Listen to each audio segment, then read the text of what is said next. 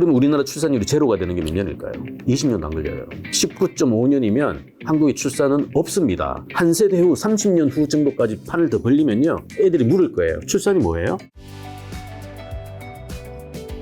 예, 한양대학교에서 공부하고 있고요. 인구 문제, 그리고 세대 간의 변화와 관련되어 있는 현상들을 다각적으로 좀 분해를 하고요. 그것들이 이제 한국 사회 미래를 위한 좀 힌트가 됐으면 좋겠다라는 차원에서 공부를 하고 있습니다. 예. 한양대에서 공부하고 있다고 하니까 학생인 줄 알겠어요.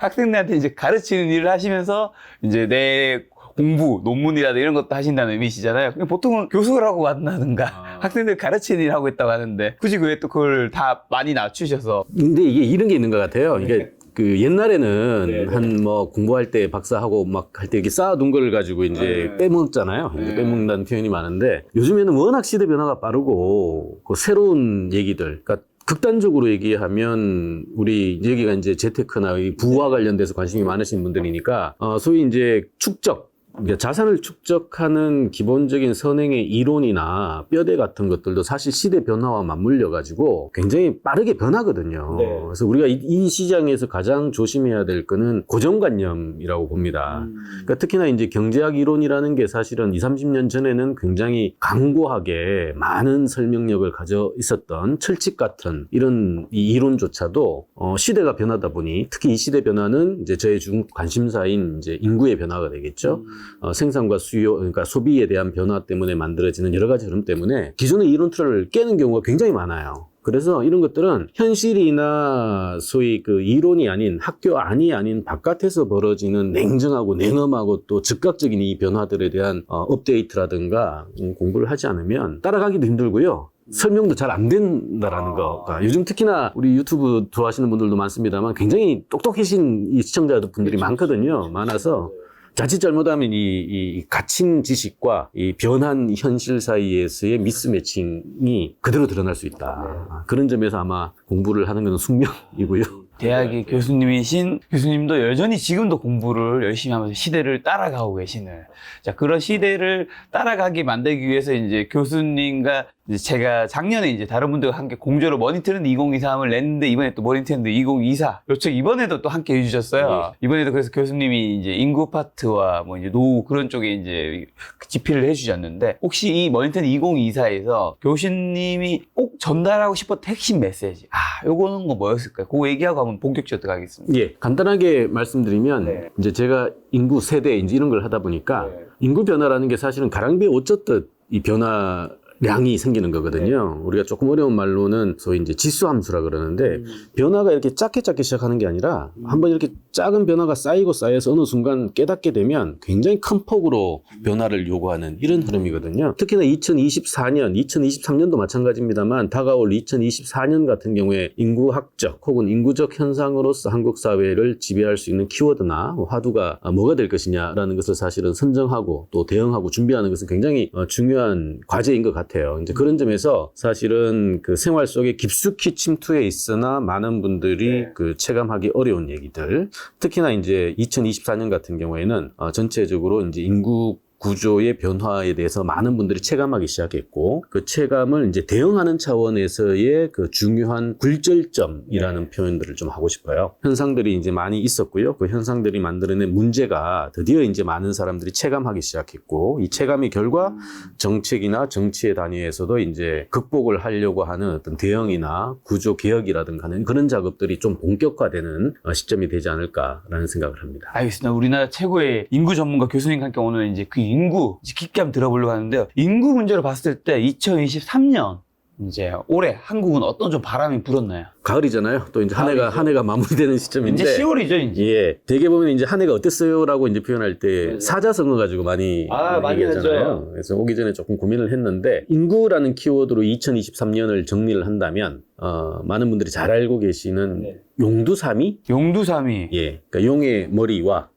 소위 뱀의 꼬리가 되겠죠. 약간 아쉬운 대목인데요. 소위 인구 문제를 해결하기 위해서 이제 연초만 하더라도 2023년 연초만 하더라도 사실은 많은 그 실험들, 개혁들과 관련돼 있는 의지와 그 어떤 그 청사진들이 발표가 됐었는데, 이제 여름 지나고 가을 접어들면서 들어갈 때는 굉장히 세게 용의 머리로 들어왔는데 끝은 굉장히 이 지지부진한 닭의 머리로 마무리되는 거 아닌가라는 생각이 들어서요. 개인적으로는 굉장히 좀 아쉬운 대목도 많습니다. 최근에 또 2023년 이제 2분기 출산 데이터 나왔는데 전국이랑 서울 좀 어떻게 나왔고 그게 데이터가 되게 안 좋게 나온 걸로 아는데 이 인구 감소 도대체 앞으로 얼마나 더 길어지는 걸까요? 이제 결국 연결해서 말씀드리면 시대가 변했거든요. 그러니까 환경이 변했는데 이 환경 변함이 이게 문제가 되지 않도록 사실은 선도적으로 방향을 틀어주고 만약에 조금 더 과하다 싶으면 좀 눌러주고 아니면 좀 땡겨주는 게 사실은 정치의 영역이고 정책의 공학인 것인데 이게 이제 제대로 적용이 안 되면 이제 따로따로 움직이고 있는 시장의 플레이어들은 본인들의 삶을 가장 잘 살기 위한 방식으로서 각자 도생의 방식을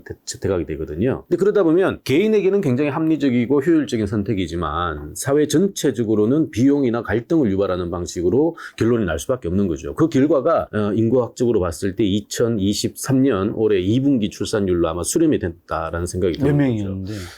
지금 물론 확정치는 아닙니다. 인구는 굉장히 많은 변수가 있어가지고요. 확정치는 내년이 돼야 나오는 거고 지금 잠정치로 발표가 됐던 게 2분기 기준 0.70명이 나왔거든요. 0.7명? 0.70명. 이게 이제 뭐냐 하면 사실상 이제 남녀가 결혼을 해가지고 둘이를 낳으면 자녀 둘을 낳으면 이제 우리가 감각성 현행 인구가 유지가 될 것 같잖아요. 그렇죠. 그래서 이제 2.0이 아니라 사실은 이제 잃어버린 친구들도 있어서 통상 2.1명이 되면 인구 유지선이라고 표현을 해요. 근데 2.1명이 되면 인구가 겨우 이제 유지가 되는 건데 우리는 지금 0.7이라는 것은 3분의 1만큼 3분의 1토마. 이제 쪼그라진 거죠. 그러니까 비교자 때랑 나도 똑같을 것 같아요. 그 0.7이 갖는 게 우리만 그러냐? 그럼 다른 나라도 그러면 뭐 크게 같이 또 묻어가니까 괜찮다는 느낌이 들지 모르겠습니다만 EU나 OECD 같은 주요 선진국들 한국보다 일찍 저출산 고령화라는 인구 구조의 변화에 진입했던 국가들은 한 40년, 50년 지금 진행이 되고 있거든요. 그들 국가들도 지금 그러니까 1.6명 수준에서 수렴하고 있어요. 아, 더 떨어지지 않는군요. 뭐 떨어진다 하더라도 굉장히 낮은 단계로 긴 시간에 걸쳐서 이렇게 떨어지는 단계로 이제 수렴을 하고 있는데 한국은 지금 이렇게 계속해서 설마 더 떨어질까 하는데 올해 같은 경우에 더 떨어졌다는 거죠. 이 기준이 2018년에 한국에서 이제 1명 이하를 깨거든요. 2018년이면 5년 전입니다. 그러니까 0.98을 찍고요. 0.92, 0.86, 0.81, 0.78까지 떨어진 거예요. 그래서 그래도 또 후반부로 갈수록 0.03 정도 이제 조금 폭이 줄어들어서 우리도 이제 조금 이제 하방 경제성을 좀 가지나라는 생각을 했는데 2023년 2분기 출산은 0.70으로 더 떨어진 거예요. 근데 2분기 출산율이 의미가 있는 게 통상 한 해의 평균 출산율은 2분기 출산율에 수렴하거든요. 왜요? 왜냐하면 한국 같은 경우에는 좀 독특하게 그러니까 서구와 달리 서구는 이제 아기를 가지면 언제든 계절 상관없이 이렇게 많이 하잖아요. 자기들의 어떤 계획에 의해서. 근데 한국은 독특하게 이제 학제하고도 연결이 돼가지고 우리 3월부터 학기가 시작이 되지 않습니까? 학교 들어가는 것도 3월생부터 들어가는 거고. 근데 10살 이하 정도만 되더라도 3월생과 12월생은 체격 차이가 커요. 그렇죠. 인지하는 차이도 크고요. 그래서 같은 값이면 자기 자녀가 리딩을 하고 싶지 또 따라가는 걸 원치 않거든요. 그러다 보니까 12월생, 11월생을 별로 선호하지 않아요. 만약 계획 임신을 해가지고 자녀를 낳고 싶으면 되게 상반기에 낳고 싶은 임지들이 있는 거거든요. 그러니까 하반기로 갈수록 숫자가 줄어들죠. 그래서 우리나라 출산율의 특징 중에 하나인데 상고하저예요. 그러니까 상반기는 출산율이 좀 높고요. 그러니까 1분기, 2분기, 3분기, 4분기로 갈수록 출산율이 떨어지는 상황이거든요. 이걸 총체적으로 평균하면 2분기 출산율에 되게 수렴을 합니다. 이 0.70이라는 것은 작년 대비 0.08이나 떨어졌다는 것을 의미해요. 과거 5년치 평균이 0.04씩 떨어졌는데 지금 올해는 아직 확정치는 아닙니다만 0.08 떨어졌다? 이거는 이제 만약에 우리 플레이어, 경제 주체, 그러니까 가게나 이 MZ세대 입장에서 봤을 때 자녀를 낳기 위한 환경들을 좀 마련해주면 뭔가를 좀 하려고 했는데 지금 이 상황은 용두삼이란 표현처럼 우리 꼰대 집단들이죠. 우리 이제 기득 세력들 저를 포함한 우리 작가님도 해당이 될지는 모르겠습니다만 아직 MG의 마지막입니다. 많은 것을 가져 있는 이제 기성 질서에 익숙한 분들이 뭔가 좀 수정을 해서 젊은 친구들이 바통 터치를 할 수 있도록 이 인생 게임에 합류할 수 있도록 뭔가를 해줘야 되는데 이런 거죠. 극단적으로 얘기하면 이제 희망이 없다. 이런 것들이 아마 0.70이라는 전년 대비 더 많은 출산율의 하락이라는 굉장히 냉소적인 결과에 닿지 않았을까. 서울은 더 큰 문제죠. 왜냐하면 몇 명 나왔네. 평균이 0.7이라는 건 어디선가 올려주고 어디선가 이제 갉아먹잖아요. 서울은 가까스로 0.5명 수준은 지켰어요. 0.50인가 그렇습니다. 이제 4가 얼마 남지 않았다는 얘기가 되겠죠. 그러니까 굉장히 쉽지 않은 상황이고요. 그러니까 우리가 0.7은 평균 지방 지역에서는 아마 0.7, 그러니까 0.7이니까 0.89 뭐 이 정도 나옵니다. 나오는데 서울에서 0.5로 다 갉아먹으니까 평균이 0.7인 거거든요. 서울은 사실상 2.1명에 대한 4분의 1 토막인 거예요. 쉽게 얘기하면. 4분의 1 토막. 4가구 중에 그러니까 하나가 나온다는 얘기거든요. 이거는 뭐 엄청난 출산 파업이 아니라 출산 포기에 가까운 숫자인 거죠. 문제는 이제 이런 식으로 출산율의 하락이라는 게 숫자로 보이니까 많은 사람들이 아까도 얘기했다시피 체감도가 낮아져요. 그러니까 특히나 이제 가임기나 20대, 30대 이제 결혼하고 출산하는 경험을 가지신 직간접 경험을 하시는 분들이 아닌 세대. 그러니까 저 같은 경우 이미 다 끝났으니까 별로 감각을 못 가지는 경우 또 10대도 마찬가지고 이런 분들이 볼 때 0.7이에요 하면 그래서 뭐 어떡하라고. 0.7이 그래 0.7 숫자잖아. 떨어졌네? 오케이, 콜. 이걸로 끝인 거예요. 근데 잘 생각해야 될 게 이 0.7이 갖는 의미가 자기 생활에도 결국에는 이게 도미노처럼 연결돼서 거의 모든 사람에게 영향을 미칠 수밖에 없는 이슈인 거거든요. 조금 우리가 성글게 한번 추론해 볼까요? 과거 5년의 평균치가 0.04씩 떨어졌다고 그랬잖아요. 근데 우리가 지금 남아있는 게 작년 기준 0.78이 남아있어요. 그러면 과거 5년치만큼만 앞으로 출산율이 떨어진다고 생각을 한번 해보죠. 그러니까 느닷없이 떨어지는 게 아니고요. 과거 5년만큼의 평균치만 앞으로 떨어진다고 보는 거예요. 그러면 우리나라 출산율이 제로가 되는 게 몇 년일까요? 20년도 안 걸려요. 19.5년이면 한국의 출산은 없습니다. 한 세대 후 30년 후 정도까지 판을 더 벌리면요. 한국에서 출산이라는 단어가 애들이 물을 거예요. 출산이 뭐예요? 그런 상황이 온다라는 거죠. 물론 뭐 그런 상황까지 가지는 않겠지만 지금 추세대로는 그 정도로까지 상황이 쉽지 않은 그 정도 거고요. 추세가 위험한 추세다. 그렇죠. 한 세대 안에 출산자가 제로라는 거예요. 지금대로 간다면. 그러면 소위 세대 부조형의 각종의 사회 구조 자체가 유지가 되지 않는다라는 것이죠. 굉장히 암울하고 엄중한 신호인데 특히나 그 신호가 개선의 정이 없다라고 당사자들이 느끼니 사실 더 나와줘야 되는 것도 0.70이라는 숫자까지 만들어지는. 인구 감소는 앞으로도 계속 이어지겠죠? 뭐 당분간은 계속 갈 겁니다. 거듭 말씀드리지만 용두 3위가 용두 용미로 끝나는 정도 수준까지 개전의 정이 없는 한 개인의 그 선택은 어쨌든 합리적이고 효율적으로 움직일 수밖에 없고요. 한정 자원을 가지고 본인이 가장 잘 사는 방식을 택할 텐데 이 의사결정 안에 결혼과 출산은 없다라는 것이죠. 그래서 용두 용미가 될 수 있도록 좀 윗단에서의 리더십의 의지와 능력도 중요하고요. 또 그런 것들을 견인할 수 있는 사회적인 어떤 슬로건, 분위기, 컨센서스 같은 것도 굉장히 중요하다. 교수님이 보셨을 때 그럼 지금 사람들이 출산을 하지 않는 3가지 정도 이유가 있다면 뭘까요? 단순합니다. 그러니까 많은 분들이 이제 출산을 하지 않는 이유가 복잡 다단하게 이제 성격을 규정하는 경우가 많은데요. 통상 저는 큰 범주로 봤을 때는 2가지가 있다고 봐요. 2가지. 한 범주는 일반론.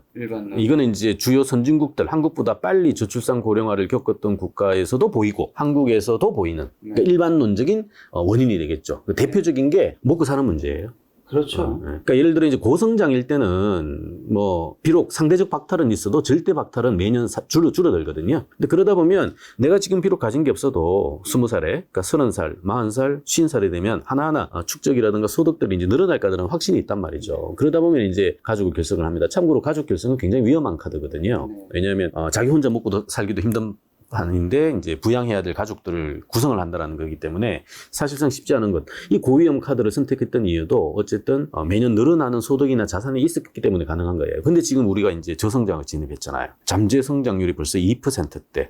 전 세계 지금 경기가 2008년 이후에 유동성이 굉장히 풀리고 나서 인플레 발 혹은 이제 미국에서의 금리 인상을 통한 어떤 자본 축적을 수용을 하는 과정에서도 사실은 전 세계 경기는 굉장히 비교적 반등을 하고 있단 말이에요. 근데 특히나 이제 한국 같은 상황에서는 그게 안 되는 이유도 여기 있는 거거든요. 즉, 저성장의 고착화 가능성이 한국 사회 안에서 굉장히 크게 보이고 이런 상황에서 위험한 카드인 가족을 결성할 리는 없어요. 그러니까 2번째 이유가 사실상 이제 똑똑해지면 출산을 그리게 됩니다. 왜냐하면 되게 부자일수록 그리고 이제 고학력일수록 출산은 낮아집니다. 왜냐하면 경제학에서는 이건 이제 비용 대비 편익으로 그 출산 동기도 평가를 하거든요. 판단을 하는데 막 나와가지고 이렇게 할 수 있는 그 동기 자체가 없어요. 그러니까 오히려 하나만 딱 나와가지고 혹은 낳지도 않고 본인한테 모든 걸 투하해가지고 얻을 수 있는 편익이 더 크다고 생각을 하는 거거든요. 근데 그래서 사실은 고학력이나 부자일수록 출산을 하지 않게 되는데 한국은 참고로 지금 대학 진학률이 75% 떨어져서 75%예요. 그러니까 기본적으로 뭐 대학에서 뭘 가르치냐는 잘 모르겠습니다만 어쨌든 판단 기준이 굉장히 좋아졌고요. 정부의 비대칭성도 상당 부분 해소가 됐다. 그런 점에서 자신이 잘 사는 방식으로 선택할 수 있는 가능성이 커졌기 때문에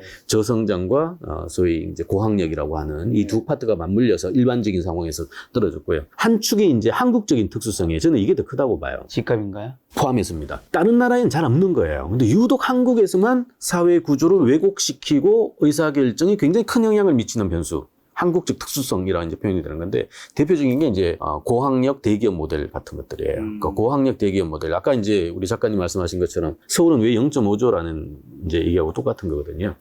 여전히 지금 선배 세대, 저를 포함한 꼰대 세대들은 사실상 공부 열심히 해가지고 그래도 적어도 가난을 확정받지 않는 마지막 세대였거든요. 어쨌든 이제 현재의 고통을 감내하면 미래에 뭔가를 얻을 수 있다라는 이제 경험, 인플레적인 경험을 가지고 있는 마지막 세대들인데, 이 세대들이 사실은 공급될 때 가장 컸던 논리가 뭐냐면 고학력 대기업 모델이었어요. 학력, 즉 똑똑해진 결과 사회에 진입을 해가지고 굉장히 안정적인 근로소득을 장기간에 걸쳐서 확보할 수 있는 인생 모형. 이 사실상 개도국 상황에서는 굉장히 모범적인 그 모델이 되는 거거든요. 그러니까 그 결과 안에 이제 사실은 가족을 결성하고 자녀를 출산하는 과정도 자연스럽게 포함이 되는 겁니다. 근데 이것들이 사실은 고학력 대기업 모델인데, 고학력 대기업 모델이 지금 지방에서는 성취가 되냐라는 거예요. 안 되잖아요. 그러다 보니까 사람들이 서울로 몰려들어요.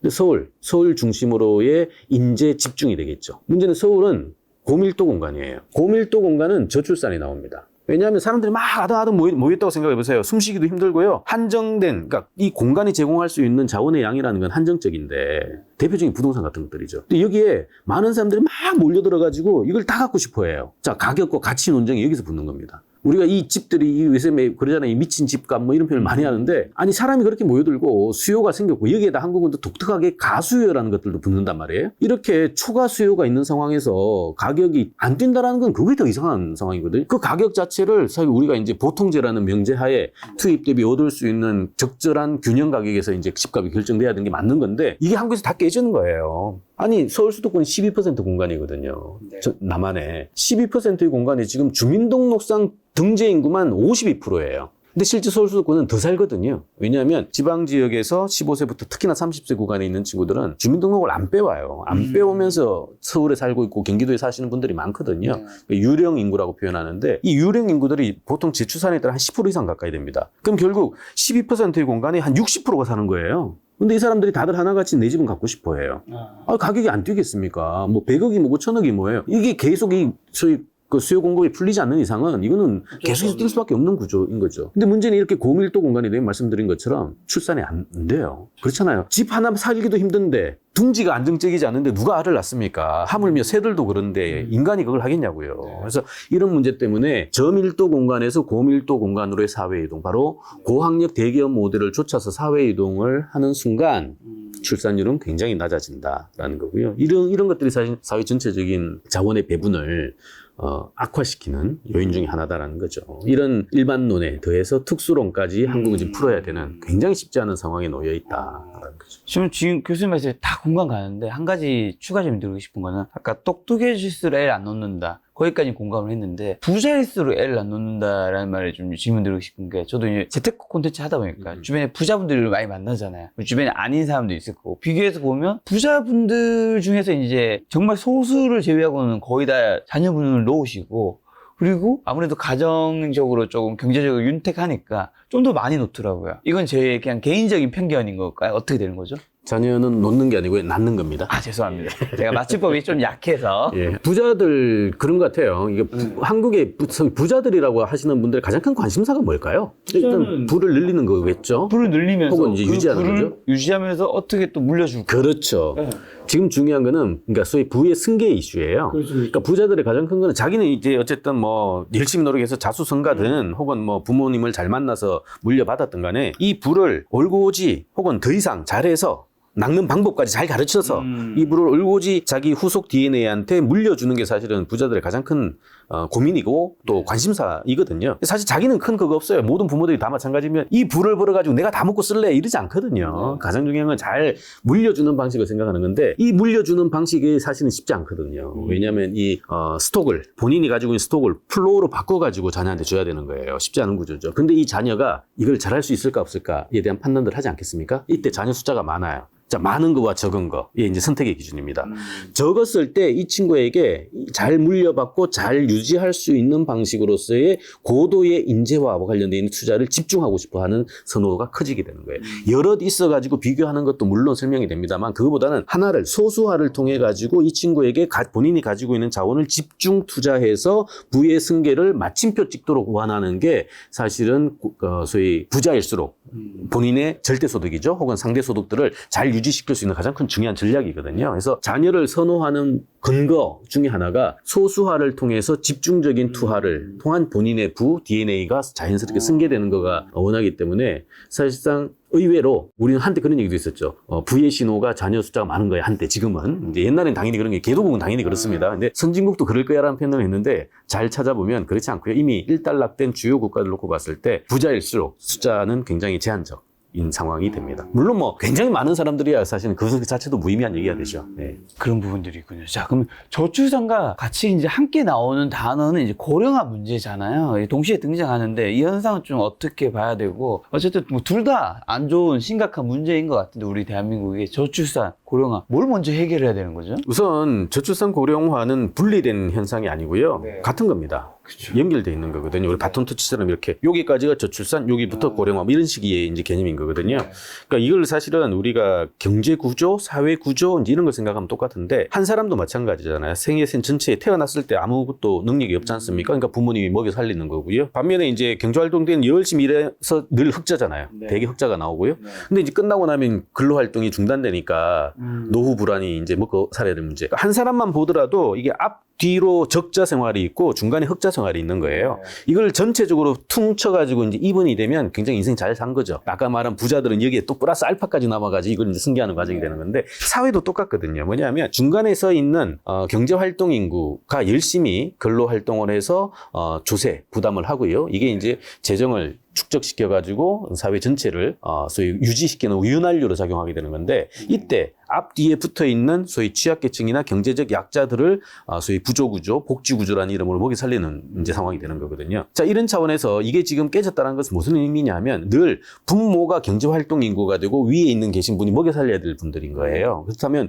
이런 삼각형 구조가 나오겠죠. 그러니까 밑이 탄탄할수록 그리고 위가 적을수록 이 문제는 안 생깁니다. 근데 한국은 0.70이에요. 즉 밑에 있는 숫자가 빠른 속도로 줄어요. 위에는 가만히 있어도 이게 확 줄어요. 그럼 넘어지겠죠. 근데 여기 플러스 하나 더 붙습니다. 위가 빠른 속도로 늘어나고 있어요. 이중 충격이죠. 지금까지 우리가 0.70이라는 출산율 때문에 MZ세대다 뭐다 해서 이제 우리가 출산이 안 되니까 가족도 안 되고 이런 것들에 인식을 많이 맞췄잖아요. 적어도 대한민국이 앞으로 5년? 네, 가장 중요한 이슈는요, 고령화 이슈가 될 겁니다. 그것도 초고령 이슈가 될 겁니다. 왜냐하면 저출산 이슈는 지금 안 나와봐야 이 친구들이 사회활동을 통해서 노동이 부족한 현상까지 가려면 적어도 20년이 걸려요. 한국처럼 막 대학까지 간다고 치면 25, 6년이 걸리거든요. 그러니까 충격이 조금 이제 지체가 되는 거죠. 덜 느껴지긴 그렇죠. 근데 고령화는 오늘까지 열심히 일하다가 한순간 위로 올라가요. 한순간에. 한국은 언제죠? 우리 법적 정년 60세 기준 아닙니까? 네. 물론 60대 또 전체 인구 중에서 한 10%도 사실 60세까지 못 가요. 그렇죠. 우리 뭐 공무원이나 50대 중반 되면 뭐 특히 사기업은 뭐 50대 초반부터 뭐 재미있는 통계가 있죠. 통계청에서도 매년 5월 가지고 이제 발표를 합니다만 최장 회사, 그러니까 최장 근로 공간에서 은퇴하는 현재 은퇴죠. 현재 은퇴 연령들을 조사를 하는 게 나왔는데 얼마 전에 나왔는데 2023년 기준으로는 49세로 나왔어요. 그러니까 결국 뭐냐면 거의 대부분의 사람들은 49세에 은퇴하거든요. 즉 경제활동 인구에 속하는데 실제로는 위에가 있어요. 이걸 누가 먹여 살리냐는 구조죠. 저 7년 남은 건가? 이 사이 그걸로 치면? 네, 그러니까 법적으로는 60세인데 실제로는 50세예요. 그러니까 10년이 비는 거예요. 물론 빈다는 표현 좀 그렇습니다만 적어도 장기 안정적인 근로 공간에서 주변부의 불안정한 저임금의 일자리로 전락할 수밖에 없는 사람이 태반이라는 거죠. 그렇다면 이 사람들은 비록 분모 부분에 있다 하더라도 경제활동 인구로 있다 하더라도 그 이전에 있었던 탄탄한 직장보다는 굉장히 불안할 수밖에 없는 거죠. 늘 사회적 취약계층 중산층으로 빠질 수밖에 없는 중산층에서 서민층으로 빠질 수밖에 없는 잠재성을 가지고 있는 분들이란 말이에요.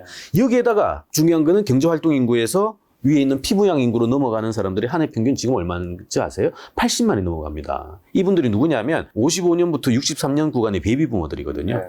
베이비부머의 막내 세대가 63년생이라고 만약 친다면 이분들이 지금 2023년이잖아요. 드디어 환갑 나이에 진입을 했어요. 이분들이 법적 영령이 지났습니다. 그리고 이제 우리가 알고 있는 고령 인구 기준이 65세니까 앞으로 5년이 되면 분모에서 자연스럽게 분자로 넘어가요. 자, 존재하는데 활동을 못하는 분들. 한국 사회 어떻게 먹여 살려죠? 지금은 경제활동 인구가 끊임없이 공급됐기 때문에 이분들의 세금이라든가 재정을 통해 가지고 할 수가 있었는데 안 된다는 거죠. 아까 말씀드렸다시피 출산은 그나마 굉장히 심각해졌으나 체감하는데 시차가 있어서 좀 덜하다.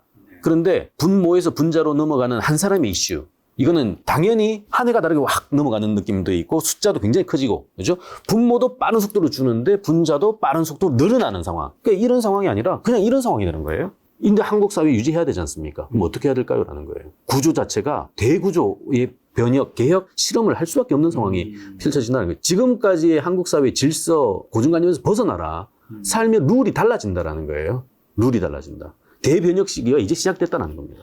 그럼 이 인구조합을 해결하려면 도대체 현실적인 방법은 뭐가 있는 거죠? 예, 간단합니다. 사실 말은 간단해요. 뭐, 쉽지는 않은데 말은 간단한데, 아니, 구조는 이렇게 짰단 말이에요. 여기서 분모에서 열심히 일하시는 분들 때문에 위에 있는 분들을 먹여 살리는 사회 구조, 현상 구조를 우리가 다 제도화, 시스템화해서 만들었는데 대표적인 게 조세제도거든요. 조세, 복지, 산업정책, 교육 다 마찬가지입니다. 밑에를 잘 키워가지고 위를 먹여 살리자. 옛날에 밑에 워낙 공급들이 많이 됐으니까. 우리가 자본 축적도요, 사실은 노동이 축적됐기 때문에 자본이 나오는 겁니다. 왜냐하면 노동이 투입돼가지고 근로활동을 하면 돈을 벌죠. 이 돈이 축적돼가지고 캐피탈, 자본으로 연결되는 거거든요. 그러니까 노동이 많으면 일단 모든 부분이 쉽게 해결이 돼요. 근데 지금 노동이 줄었습니다. 한때 100만이 나왔다가 지금 20만이 나와요. 근데 그러는 상황에서 지금 현실은 완전히 이렇게 상황이 됐어요. 아까도 말씀드렸다시피. 이거 해결은 간단하죠. 어떡할까요? 이 구조를 이렇게 짠 50년, 60년대의 사회 시스템 구조를 완벽하게 이 구조로 바꿔야 됩니다. 완벽하게. 복지제도, 조세제도, 산업제도, 성장 전략 다 바꿔야 돼요.